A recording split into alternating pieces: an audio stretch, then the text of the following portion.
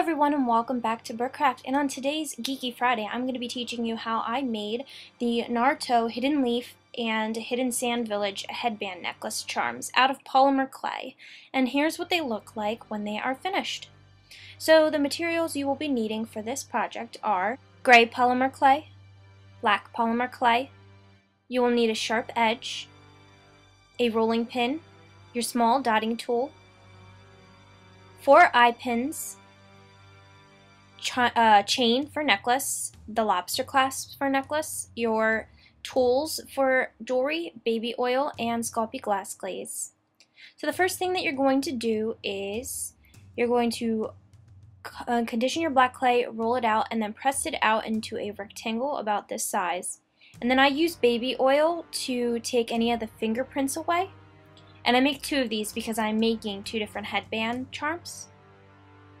And while it's like this, I'm going to go ahead and put my eye pins in. That way when I put in the decorations for each of the villages, it doesn't mess with what I have done with the polymer clay. So it's easier to do this at this time. So now I'm going to condition my gray clay. And I'm going to use my rolling pin and roll that out because I want it to be pretty thin. And then I'm going to go ahead and cut out 2 long rectangles. And this is for the 2 headbands, like this. I'm going to make the edges shorter so that they fit on the headbands.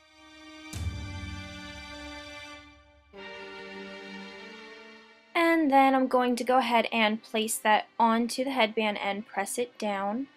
Not too much because I don't want to mess up the shape, but just enough so I know it's adhesed. I'm going to grab a small ball of gray clay and roll that out very thin. And the first headband I'm going to be making is the village of the Hidden Leaf, or the Hidden Leaf Village, which is just a swirl like this,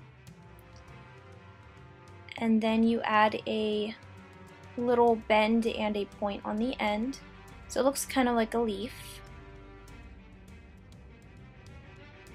And I'm going to cut off the excess clay with my sharp edge. And then I'm going to take a small piece of the clay and make it into a little triangle and put that down at the bottom of the swirl like so. And I'm going to take my dotting tool and I'm going to blend that in so it looks like one thing. And you can also use your dotting tool to help put down the swirl. It helps a lot. And now I'm going to work on the Hidden Desert Village.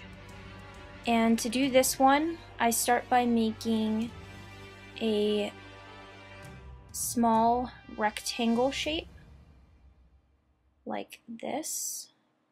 And I actually take that off and make another one, but I don't show you. I make it a little bit thinner because I couldn't fit the whole symbol. So once I finish this, see, I made it a little smaller in this next one. So you're going to want it to get as small as possible, so you need to roll out your clay as much as possible. Then the bottom part of that kind of looks like a one of those sand timers.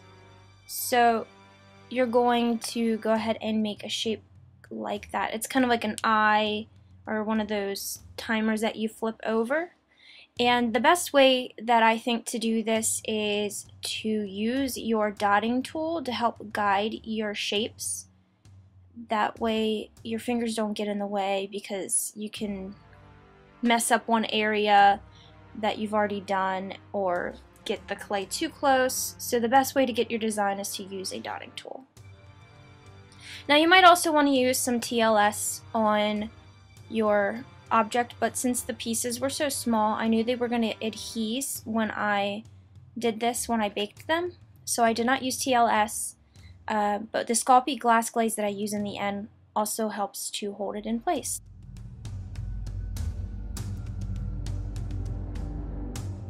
And once I have both of those designs, I'm going to take my small dotting tool and add 3 little holes, like in the shape of a triangle.